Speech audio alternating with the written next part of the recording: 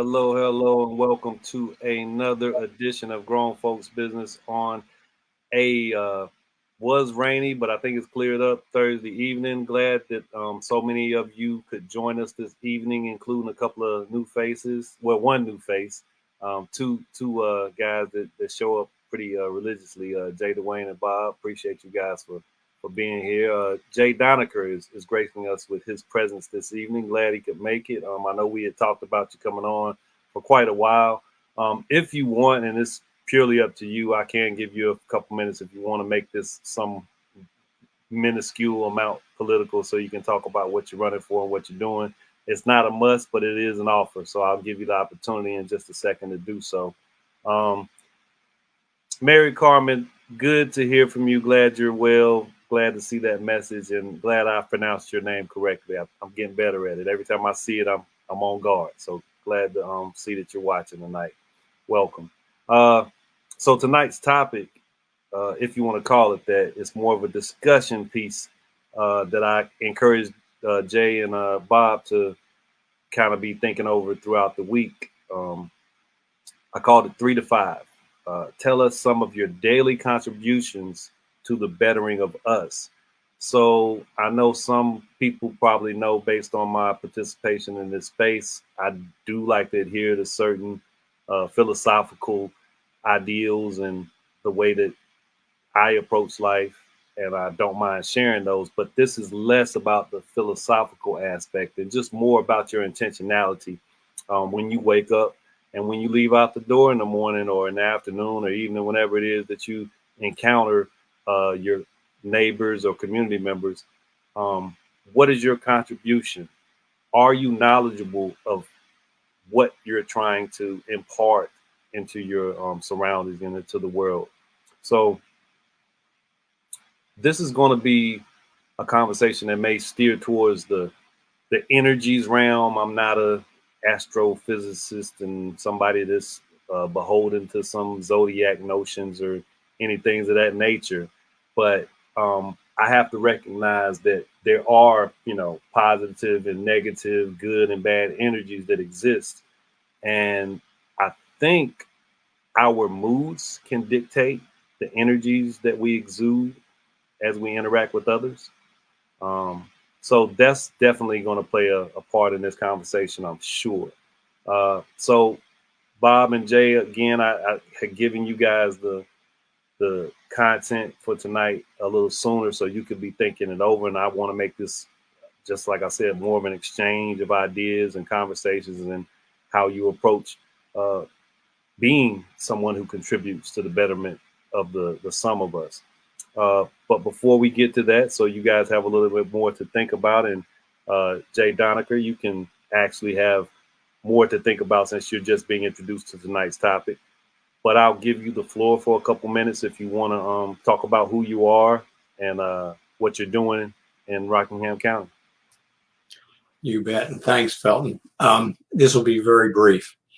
Basically, I've been involved with being an activist in my community for over 25, 30 years, starting with building the community pool for one of the few Ys in the state that did not have a pool because at the time they were building it, I'll be perfectly honest, there was a racial element that just didn't want to have a pool there.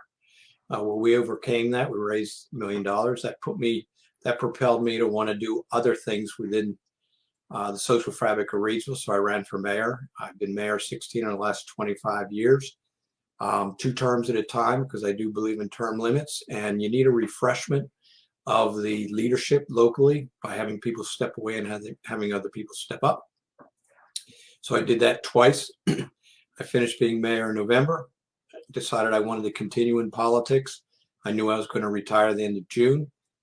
So I'm running for NC House District 65 and got through the primary successfully, and hopefully in the general election, I will win. We're on the pathway to do that, but to be perfectly honest, I am in a county which is primarily red, but it's also a county that likes to say they vote for the person and not the party. And it's also a county that's known me for over 15 years, running around the roads, working on farms, and seeing the change that's happened to Rockingham County. So I'm very optimistic. I appreciate you sharing that, Jay. Rockingham County is sneakily progressive at some points and at some times. So I was actually up there yesterday doing some RELC work at the health care department or the health department, and had wonderful interaction talking about racial equity, hour-long discussion with some people that worked in that building. So yeah, the fact that I'm so well received in Rockingham County gives me the right amount of hope that people like you can be elevated and allowed to move us further on a state level. So good luck to you, and glad you could join us this evening. So without further ado, because I just got a good feeling that Bob and Jay have some wonderful things to say about this topic. I have the strongest feeling that Jay really is chomping at the bit. I think he's got something he wants to say about these ideas around what your daily contribution is. I know what you do in the DEI space, and I know what you do in with Love is a Parable in terms of actually trying to make us better. So I would think that you have probably more than 3 to 5 things that you bring to the table once you leave your home in the morning. So have at it, Jay, and incorporate the ideas around good and bad vibes, positive, negative energy, or take it wherever you like. And we're just going to have a good discussion tonight. So go ahead, Jay Dwayne, have at it. Thank you. To be honest, Felton, like out of all the lessons, this was probably the easiest one. I was like, okay, we got this one. Normally I have to really think, and to your point, Love is a Parable is the only thing that I've ever done in this world that's 100% me. And it's the only thing that I invest 100% of myself in. So when you gave that one, every day I live my life being 100% authentic. I believe in offering love. I believe in offering value-based education, which was something I didn't know that I was doing for so long, but helping people to kind of not change the way people see things, but showing people how their values shape the way that they see themselves, others, and the decisions that they make. And no longer being ashamed. So and it's a level of intentionality that I bring with that authenticity. And that's my daily contribution. But also, I give people an invitation to be themselves. And we talk about energy, right? But usually we look at energy as something that is opposition to be something that is negative. But I do welcome opposition, and it doesn't have to be negative. Yes, it can be uncomfortable, but we learn so much through conflict and opposition that we're robbing ourselves of some of the most beautiful opportunities by seeing that. And I believe in being that safe space for individuals to be their authentic selves. And then we determine those next steps. Now, whenever I encounter something that I don't like, I don't have a problem with voicing my concerns. And I don't have a problem with someone also correcting me. And that's one of the things that I want to offer every single day is just a space for people to be them, be human. And I am fortunate to do that through Love is a Parable because it's literally everything that I couldn't do in the world. I now say that I will do. Awesome. So I know there's a whole lot more to be unpacked in this conversation. I'm definitely looking forward to some follow up with what you just shared. But being authentic and having that understanding of one's values is it's very important to exude that and to take that, and that should, if your values are in the right place. And I don't think you call them values if they're some things that are dubious. So value conversation is something I did a lot when I worked at the Y with teams, and that's gives you some structure and balance. And if you walk out your door with a value system, then yeah, there's a multitude of things that, like I said, go well outside that 3 to 5 range that you're imparting into the world around you, that you're contributing. Much like yourself, I think something that you alluded to that you didn't necessarily say specifically, but if I'm in a space and there's something I can offer to someone in that space who is visibly not all the way either, I don't want to say in a good space because that's an observation in that type of setting, but when you can tell something's off with someone, that there's a different type of vibe that's going on, and if there's a simple hello or how you doing, man, you could literally, I mean, I've used this analogy before, but you go through the drive-through and you run into that worker who is maybe curt or just having a terrible day, and you can sense it by the way you're having, an exchange or ordering your food. I have gotten to those places and those points with certain people in that type of setting, and literally you can reel someone back in just by saying, how you doing? Are you okay? You having a good day? And they may say no, but you could see the ice thaw just from asking. Or you can get that, like, I appreciate you, even if they don't say it, I appreciate somebody actually asking how I'm doing. So yeah, that type of thing, man. I think the energy that I carry, the contribution that I try to make in one of them, and like I said, it's an ongoing conversation. We'll keep going, but it's to just be a decent human being and to be considerate, and to know that the world is not revolving around me. I think that's important. Bob, you had the homework assignment. So what are your thoughts on the matter? So I'll take the complete opposite stance that Jay Dwayne took. This is exactly the kind of task that I don't like. This is you slip these things in here periodically, and it's like, damn it, why did you do that? Because it makes me have to think and then talk about myself instead of talking about an object or a concept or an idea or something or another. And I completely get why Jay Dwayne found this to be an easy topic because of what he does, because of his day, because of Love is a Parable.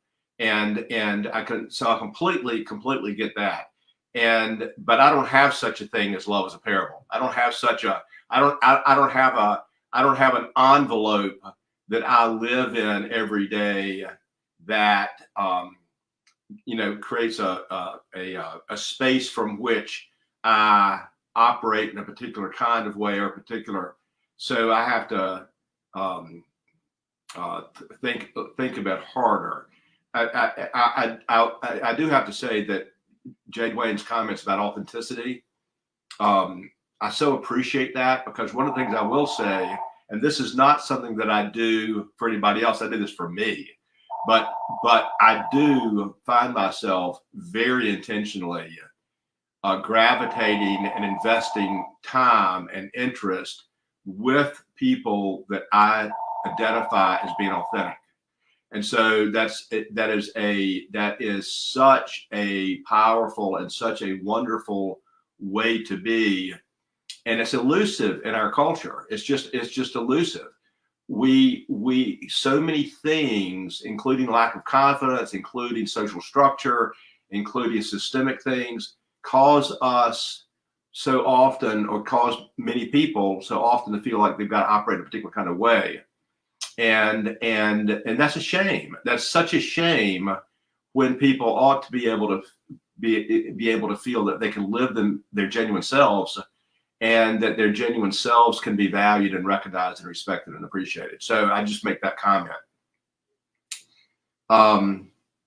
I don't know if I can go. I don't know if I've got 3 to 5 things, but I did come up with a few things, and somewhere along the lines, along the way, years ago, I decided that I would very intentionally let people into the street in front of me. Like if I'm driving down the road, somebody's trying to get out of a parking lot, I let them in. or if they need to merge or whatnot, I'll always let them in. There's something about rather than getting in front of them, letting them in, that I decided a long time ago was something that I was going to do intentionally when I'm out and about during the day. And it might be getting in the left lane on a highway so people can get in safely and seamlessly, or it might be literally letting somebody in. I have to confess that if I see a Trump sticker on the car that I just let in and the person doesn't acknowledge that I let them in, that pisses me off. So again, I have to acknowledge that, but I do acknowledge that.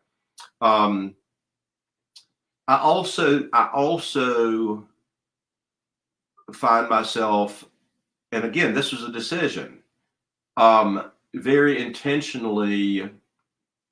I like with the car, I'll hold the door open for people too, because of the same kind of thing. It's like, I don't have to be first.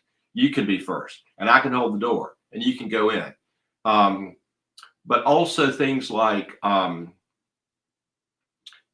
you were saying, Felton, if I'm going through a drive-through, say hello, ask how your day is. I know that the people that are doing that work are less privileged than I am.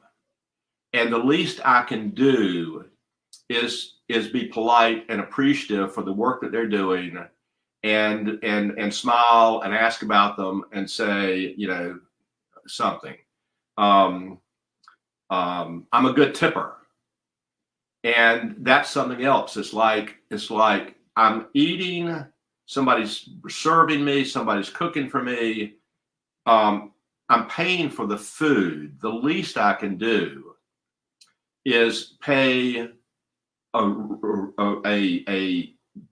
going to say generous additional amount for the person that's doing that work for me. And that's my server, because they're not my server. They weren't born to be my server. They were born as my equal, and now they are serving me. So I want to show appreciation and gratitude for that. And if I can afford the meal, I can afford the tip.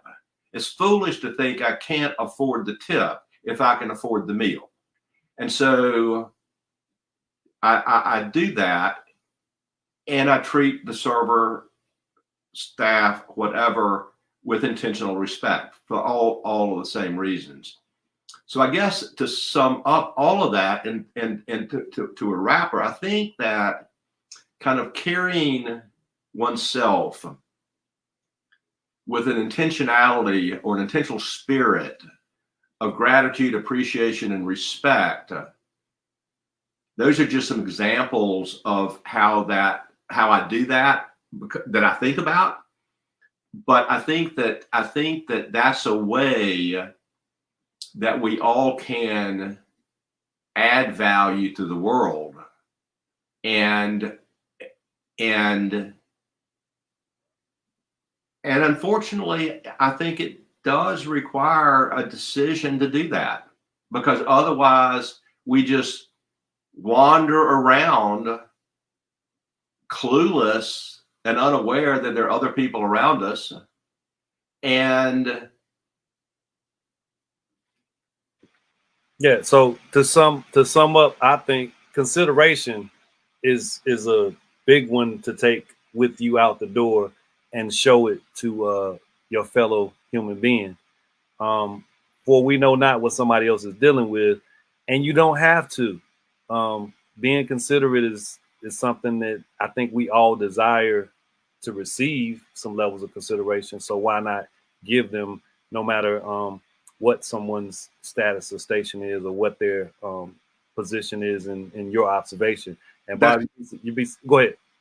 And that's right. And we don't know what their situation is, but we know that it may very well and possibly more likely is worse than our own.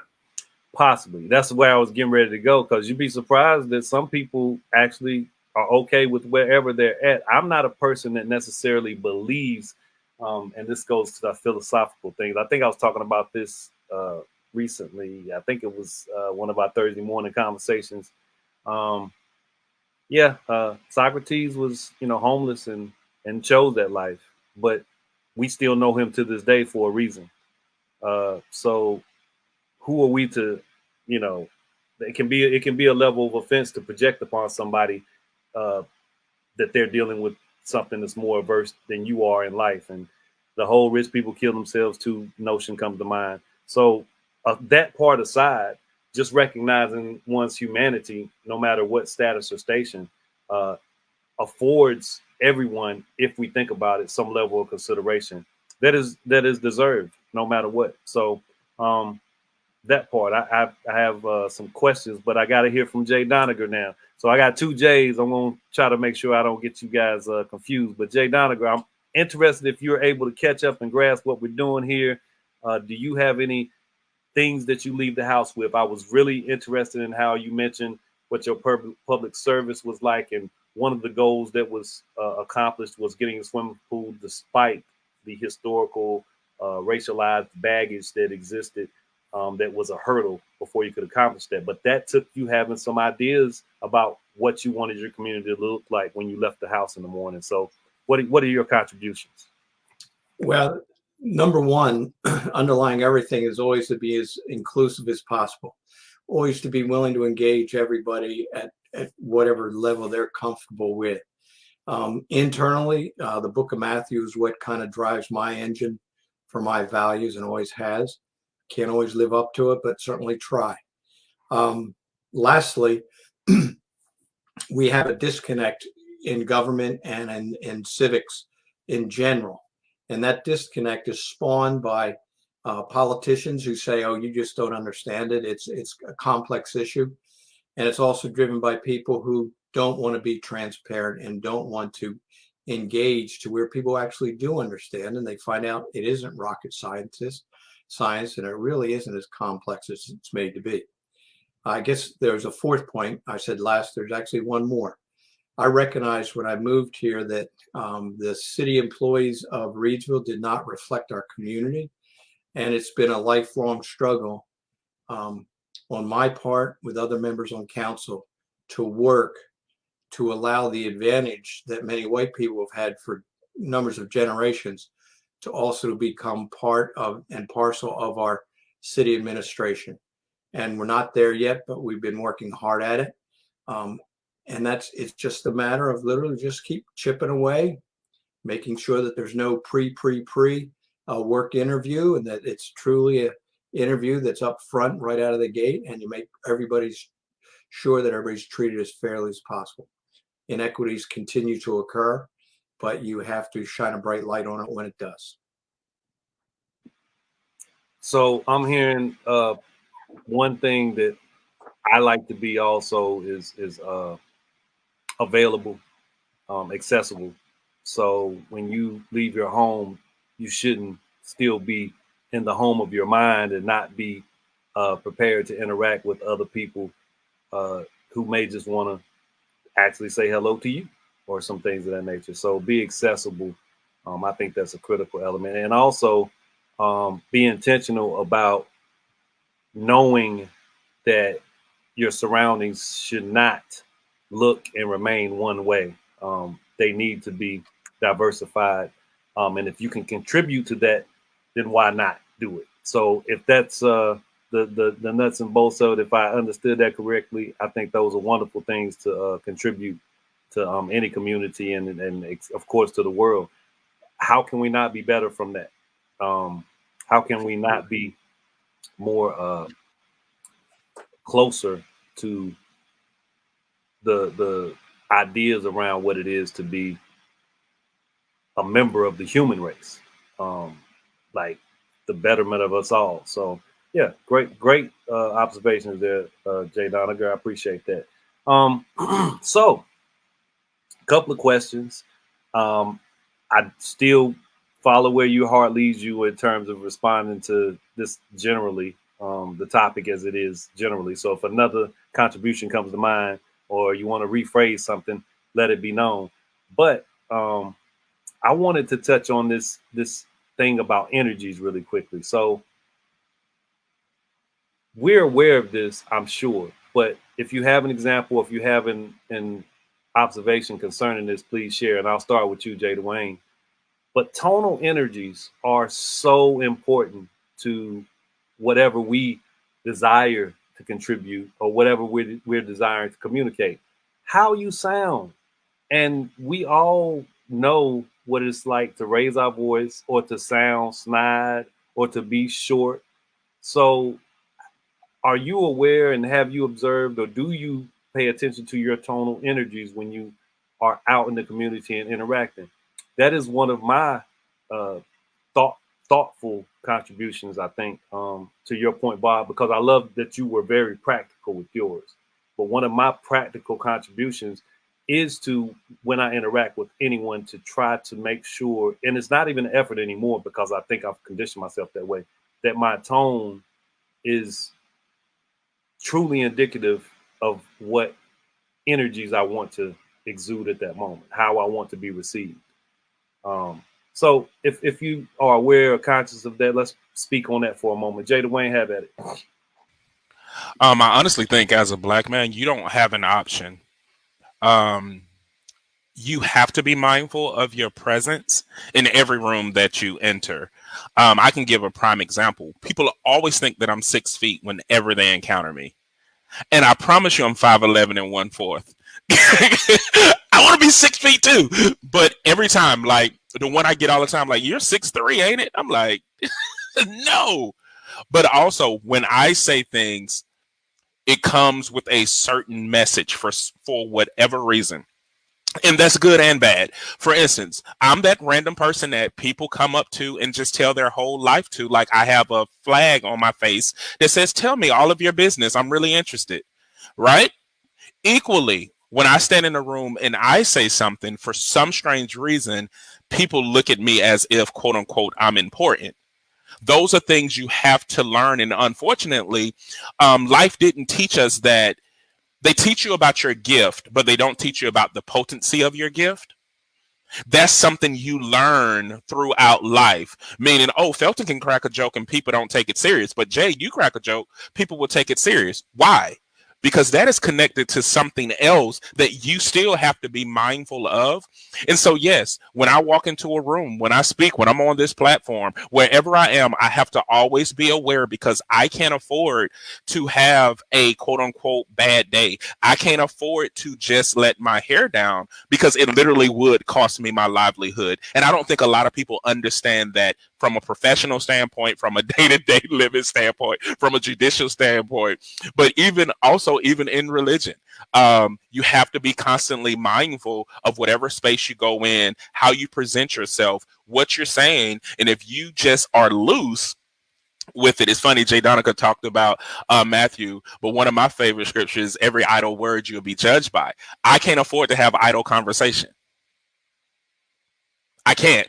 And even if I'm having a bad day, somebody can be in earshot of that idol. That's both spiritual and that's both in the physical realm. Somebody can be in earshot of that and take something that I said and run with it. And it could cost me my whole livelihood or somebody that I'm connected to. So yes, I got to be mindful of how I present myself, how I say it, and which I'm doing it every single time, every single day. And yes, it's exhausting. It can be. It can be a heavy burden. I do appreciate you personalizing that, and also very well communicating what's at stake for certain people who may have to walk the tightrope of how they could be perceived in certain settings. And Jay Donica, if you don't get it, this is actually how we go into space. He took that to a place that I wasn't even considering for the moment, but I get why and I get where he was going with it. So I appreciate that, Jay Dwayne. That was a great observation. I was thinking on the terms of my individuality and my tonalness being more centered on my desire to make sure I'm not misunderstood. That is a big pet peeve of mine. Above all else, clarity is to be communicated, and I do not want to be misunderstood. But I totally receive and am conscious, maybe just hadn't thought about it from the way I was communicating the tonal energies question. But yeah, you're absolutely right. There is a requirement, especially in some of the more professional spaces that I've occupied most recently. And of course, Jay Doniker, I've ran for public office now also. There is a requirement that, yeah, Jay Dwayne, you make sure you understand how to not jeopardize something that you're trying to accomplish, participate in, or be a space you're trying to be received in. So yeah, good recalibration of the tonal energies question. I appreciate that, Jay Dwayne. Jay Doniger, what about you? Are you conscious of the tonal energies? Have you had any? You got any examples? Yeah, unfortunately, I'm guilty at times of being very task oriented, and sometimes I get it in my brain. I have to accomplish something, and I tend to be a little bit too short, curt, and concise with people when I shouldn't be. Over the years, I've learned how to become more socially aware of that. But I have to say that because of my stature within Reidsville itself, when I've done that, I always felt that people have given me a pass because they say, oh, that's Jay, he's done this and that. Where I bumped up against it is in my campaigning. I'm now going into areas such as Eden in which people don't know me. And I know that I've said some things that have been taken the wrong way just because in that environment, I am not being given a pass because they don't know me and they really don't know where I'm coming from. And so I can, what Jay Dwayne mentioned, I can identify with that, but probably not on as frequent a basis as he's had to, because more often than not, in our county, when I walk into a room, there are many more people that look like me than look like Jay Dwayne. And so that's one of the reasons why in growing up with parents, we always looked out for other people. And I never could figure out why other people didn't. But it's when you feel anxious, that's when things are taken the wrong way. And it's that level of anxiety, which in my situation is usually a rarity. It's more common now, like I mentioned, when I'm up in areas where many people don't know me. But I would have to say that what Jay Dwayne has said is probably very accurate for the different environments that Jay Dwayne has had to also work. Almost probably have to quote prove that you need to be wherever you are. And that's something I've never had to grow up to truly experience very often, to where I had to prove that I needed to belong in a room. And I recognize that I have a sister who is adopted, who is Chinese, and I know that she's had to at times prove that she deserved to be where she was. And I'm becoming more sympathetic to that as I've grown older. Well, that's a good thing to hear, because we should stay learning, as I always say. You should never stop learning. So if you're still observing things and making points that hey, I should accept this as something I can grow into or grow away from, then that's great to hear. Man, I've committed to an idea or that philosophical thing that I like so much, that I communicate. It's one of my contributions, and I usually share it with youth, teenagers, especially Black American or other. I've worked with Latinos and whoever else is usually excluded population. But I always say this, and I live it, and not that it's anything that you guys are not conscious of, but it's probably why I didn't. It's probably why Jay Dwayne's recalibration of the tonal energies question is something I hadn't processed. I think I belong anywhere I am. I really do. I walk with that. I live in it, and I accept it as wherever I am is where I should be. I don't make concessions or give too much thought or energy towards who else is there. If I'm there, then it's all of me, and I'm where I need to be. And I say that to all of the I don't know how many teens I've mentored over the years. You belong. You belong, and that's generally when we're, taking tours of PWIs. I remember taking a group to Georgetown up in Washington D.C. and like, Mr. Felton, we just don't like. It's too old. There's a lot of white people. You belong. You belong anywhere and everywhere. You belong. So I like I said, I lived that. So that may have contributed to not necessarily starting where you did, Jay, but I appreciate it. Bob, what are your thoughts on this part of the conversation? Gosh, you so often have me come last, and then I've got all these things that other people have said that I've got to think about and talk about and react to and respond to, and I'm like the cleanup guy. The stuff that Jay, I'll call you JD over there, and call you Jay Dwayne over there. Both of y'all made some really terrific comments, and I think it's that I want to reply to, because I see that it seems to me that there are three questions here about this topic. One being Felton's basic question, just about tone of voice and how we are perceived, perhaps interactively, as we engage with people on the streets and as we go about the business of our day. The other, I'll start with Jay Dwayne. White people have a much broader permitted range of tone than Black people do. And Black people have to fit a much narrower range, more narrow range, or white people would just turn them off. White people would just dismiss them. And so, as a practical matter, for a Black person, there's an operational range that's acceptable. And it's cool, Jay Dwayne, what you said about your size, your stature, because I call that presence. A good friend of mine is dean of the Divinity School at Wake Forest. And the man, you see him, and he's got to be 6'6". He is not. He's 5'9". And I say that, I think I'm 5'9" and a quarter, and I think he's a little bit shorter than I am.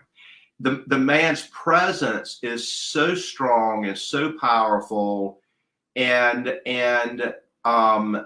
he's remarkable. But you stand beside him, and it's like, we're the same size. That's cool. But you see him, and you're convinced he's 6'6" because of his presence, and because of his voice, and because of his confidence, and because of his message, and because of his command, and all of that sort of thing. And so I get what you're saying when you say that. JD, you talk about being task oriented. One of the things that we don't, and I'm going to say we as white people particularly, because we've never had to account for our tone. We've never been restricted by it, except practically. And so task-oriented people, we don't realize how we come across sometimes. And until we discover that, until we are enlightened about that, from our perspective, we're just focused on the task. We don't realize we're coming across as bam, bam, bam, bam, bam, bam driver. And several years ago, I was fortunate to be the head of a company and engage a consultant, organizational development consultant, to do some stuff. And we did these 360-degree assessments, and I had friends, staff, co-workers, others, do this stuff for me. And I was I was flabbergasted with how I was perceived, not negatively. It wasn't a positive, negative thing, but I was perceived as being this driver, relentless, focused person. And I'm like, whoa. I'm a collaborator. I'm not that. I'm a collaborator. And so I realized that, gosh, I've got to throttle that back. And the only way I can do that is really to recognize that what they said was what they perceive, and what they perceive is real, not what I think they perceive or want them to perceive. So I got to throttle that back so I can interact with them on the way that I really want to, or that's not going to be happening. It's not going to be happening. The difference in what I say about that and what Jay Dwayne's talking about is, I had the power and the position and so forth that I would be accommodated regardless.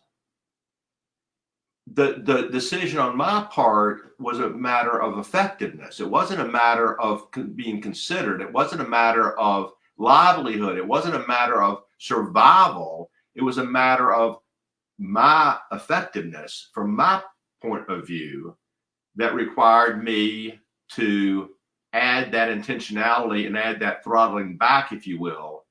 And so I say that to say, JD, I totally identify with what you're talking about.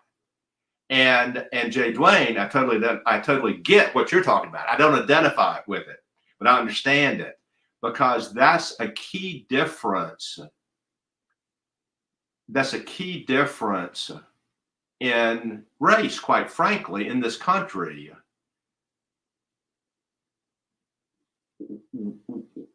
We as white people get to make choices about that, or get to ignore that and carry on without implication, without any sense of consequence. Whereas for Black people have to be aware of that, or they undermine everything that they're trying to do. And that's wrong. That's wrong. It should not be that way, but it is that way. And I look forward to the time that it's not. Yeah, those are wonderful observations, and I instantly comes to mind the old country sounding, wheat straw chewing white person that can go in any space with his boots on and big belt buckle, and it's a cultural norm to allow for that level of diversity of character or personality. But yeah, Jay Dwayne, your obviations stands up that's not allowable for certain let me interrupt one Go more. ahead. Because something you said, Felton. Hold on 1 second, Bob. I got something, and remember your thought, because I'm coming back to you, so you're not going last. So remember your thought, and then answer this as you finish your complete your thought. How do you know when you've met a fellow contributor? What's the observation that's made? So process that, but I'm coming to you first, since you don't like being the cleanup guy. But finish it out. No, that's good. That's good. I want to comment on what you said about you belong here.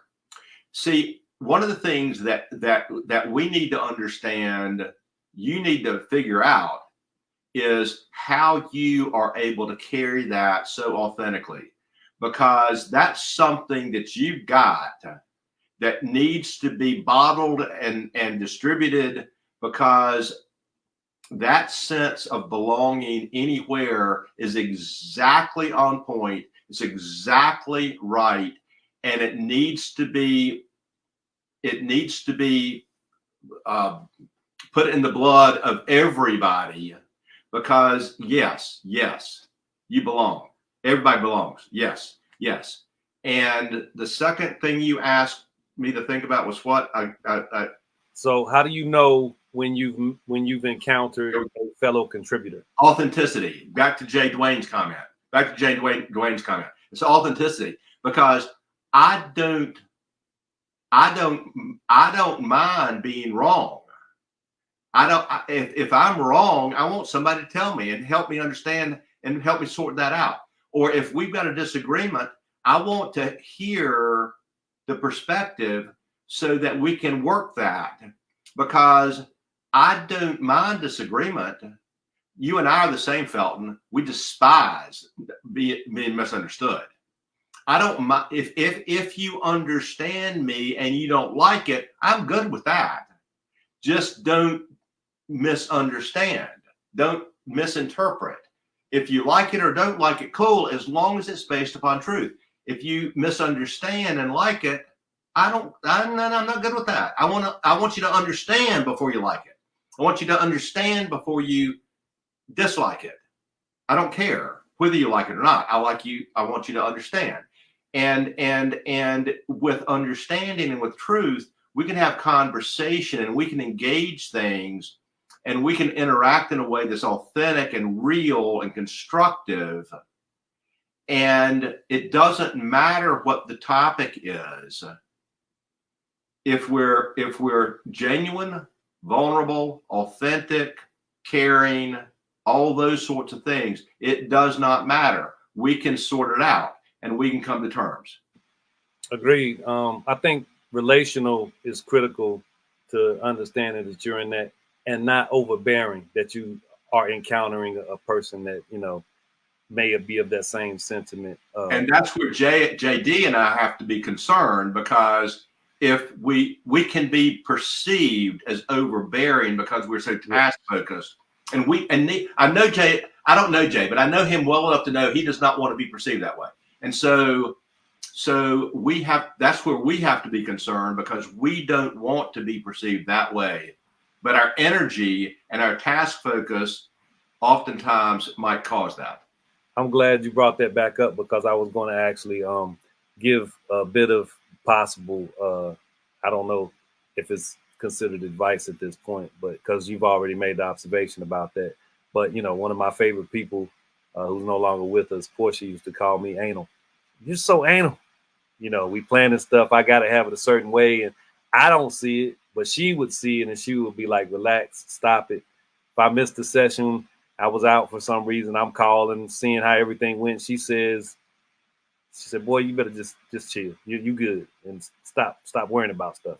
So what I was going to say, because during that process, I could also be somewhat of a taskmaster, but I would always announce at those points when I was having to really get something accomplished or focus on as a group project, getting something together that was attached to actually how I wanted the program to be observed from an outsider. I would literally just say to staff and volunteers, excuse me if it doesn't sound like a nicety what I'm about to say, but I'm going to just be rattling off things we need to get accomplished and things we need to focus on for the next couple minutes. It is not personal, please. And I swear that was the best way to have those type of moments. So when you know, and I guess, Jay, you retired now. Bob, I know you are headed in that same direction. You may not need that practice, but when you know that's where we're about to go in this conversation with co-workers or staff or what have you, you can announce it and you can be emphatic that this is so not personal. Please don't misconstrue or assign something to my character, but we've got to be on for a moment. And it's just going to be me saying what needs to take place and let's go. So anyway, I hope that is some type of help. Maybe we can pass it along. Jay Donegan, I'm coming to you. How do you recognize or know a fellow contributor when you see them? And then we'll get on to Jay Dwayne and we'll get ready to wrap this thing up. But what you got, Jay Donegan? So now I'm the cleanup man. Yeah. Hey, I was called out, Jay. I was called out. I had to say, let me rearrange the screen. I said, man, you know, Bob didn't put it. He done said everything need to be said. You know, there's a reason, you know. Go ahead, Jay. No, that's all good. I don't always recognize people right out of the gate as being a contributor, because in my life and my work, I interact with many, many people some of which come across as possibly a contributor. But I do have the ability to remember people for a long time. And if a person appears to be a contributor, then I cross paths with them again and find out what they've been doing or follow up after a conversation. I usually recognize who is a true contributor by how they follow up our conversation, matching their actions with their words. There are a lot of people out there that can blow smoke, but there's after a while, I just do little things without even thinking about it. For instance, somebody says, "Hey, we need to get together at some time." Yeah, I'd really like to get together. And what I'll say is, "Here's my card. Give me a call." In other words, I'm not going to chase you. If you're serious that we want to get together, give me a call. And some people will follow up, other people don't. And I don't feel ill of those that don't follow up. It's kind of like just a little hurdle to see if they really do have a skin in the game for what they say they are. I was blessed to have a daughter who is extremely socially aware. And I've actually learned from her in how she works with her team at Facebook,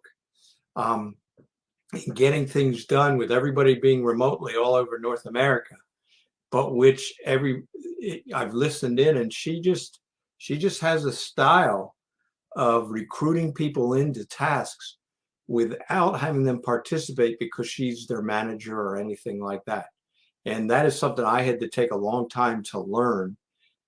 Initially, work being with my company, allowing me to be a member of Kiwanis, in which you have everybody there as a volunteer trying to get a task completed, but which you just can't say you need to follow what I'm doing because I'm your manager or whatever.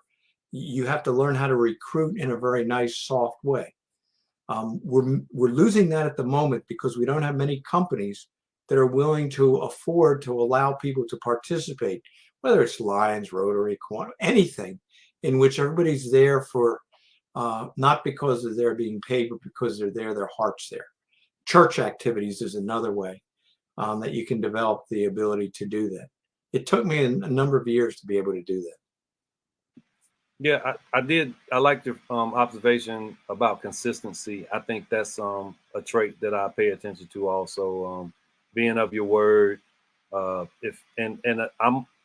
of the same mindset to a degree, Jay. When I give my card or give my information, I know I would call or I would reach out if it was me who desired to make the interaction grow or go to another level or place.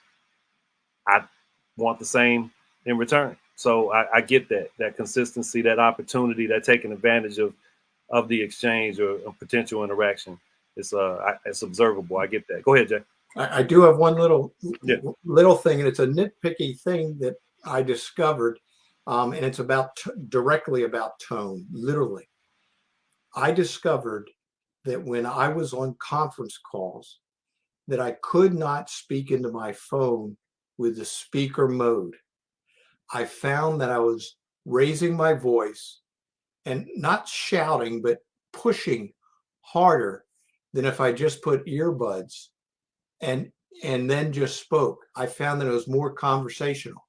And it took me a while to learn that. And when we started doing Zoom a number of years ago, I discovered myself doing the same way. It's almost like, well, I don't think that microphone is really as sensitive as it is.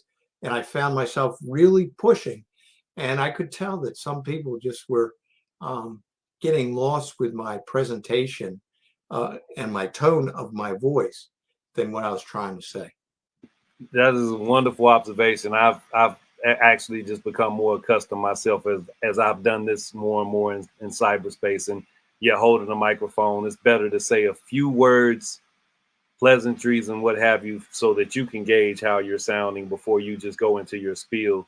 What was the guy, Howard, somebody, the politician back when I think he was running against Bush, I'm not sure, but he got the hollering in the microphone and they say that just doomed his campaign. I forget that guy's name, but Dave Chappelle did a funny skit about it. So how about that? Jay Dwayne, take us out of here with your thoughts. How do you know when you've met a fellow contributor? I do want to clarify, like when we were talking earlier, I'm with you. I share the same sentiment. There's never a space that I don't feel like I belong. I know that I belong, and it sounds arrogant, but it's a privilege for people to be in my presence. But I'm also mindful that some people may not be appreciative of that. And so I'm sensitive to both. And that's what I'm saying. So sometimes when you walk into a room, you know when people don't want you there, even though I have a right to be there and I belong there, and I'm probably more qualified than they are to be there. Because two things I always get: some people always assume that I'm younger than I am. And I'm like, I'm well in my 40s. And then people assume that I'm less educated than I am, and they don't know my professional background at all. They just assume it's all of those things. And so I tend to have to make sure that you understand who you are in the presence of, because I honor myself that much, which goes kind of into what Bob was saying. I don't care if I'm misunderstood. I care more about my words. Meaning, if my words out there are what I said, exactly how I said, I don't care if you understand them or not, because I'm okay with my words being out there, because they will live well after I do. And I'm going to cheat a little bit to answer your question. My background is in behavioral health and higher ed. And I worked so long in healthcare, and I worked so long in student services. And I spent the last 5 years having tough conversations because I dealt with retention. So my job was to anticipate the outcome, but also find the solution at the same time and have those conversations with whoever. And so the cool thing about that, on top of that, my OCD deals with patterns, human patterns and human behaviors. So I typically study human behavior and human patterns to determine if they're truly a contributor. And I'm that one, Jay, that gets on everybody's nerves, where I will come to you and say, you need to be mindful of that person. And usually people are like, no, they're a great person. I'm like, mm-mm. And I have gotten into great arguments with some real good friends because they just thought some people were great, and they really were just horrible people. Like, one thing that happens in the Black community is gatekeepers. White people will love a Black person so much that they will invest all their funds into that one Black person.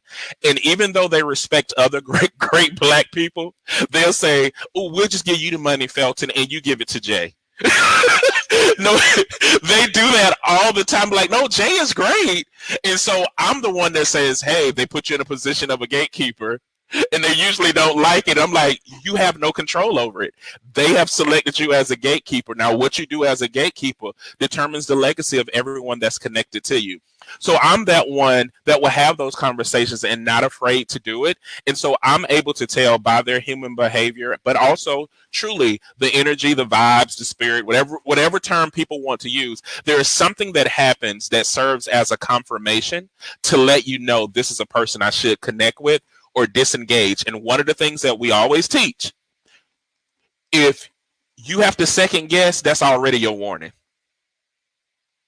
If something is telling you like, I don't know what it is, you already got your warning. You don't even have to figure it out. I'm not supposed to do it. Usually when we force ourselves, that's when we come back with the statement, something told me. So I already listened to that something on the front half, so I don't have to listen to it on the back half.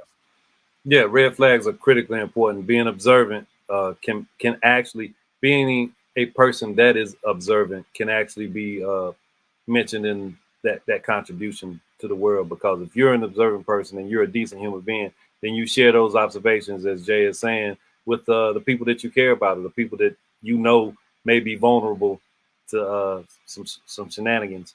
So yeah, man, I appreciate that observation also. And no, man, I did not misconstrue or I thought you presented something extra to the table that was worthy of our attention. But I know you belong in any space. I already knew that. That's not it wasn't anything need to be mentioned. So look here, I greatly appreciate having these great minds share this space and share this time with me. Really thanks for showing in and showing up on this occasion, Jay Doniger. Great contributions. Jay Dwayne, as always, appreciate you. Bob, always thanks. Danya, appreciate what you do on the wheels of steel back there, keeping us in the road. And man, this is it. Man, this is better than expected. And Jay Donica, you coming in and livening up the place made a difference this evening. So good luck on your campaign. Jay Dwayne, I'll see you soon enough. I hope. I'm actually headed that way Sunday, I believe. So I might reach out and we'll see if we can connect before the Cowboys play the Eagles. So, Bob, Go y'all take it. Hey, Take great it right. guys. Good. Have a wonderful evening. Take care. Thank you.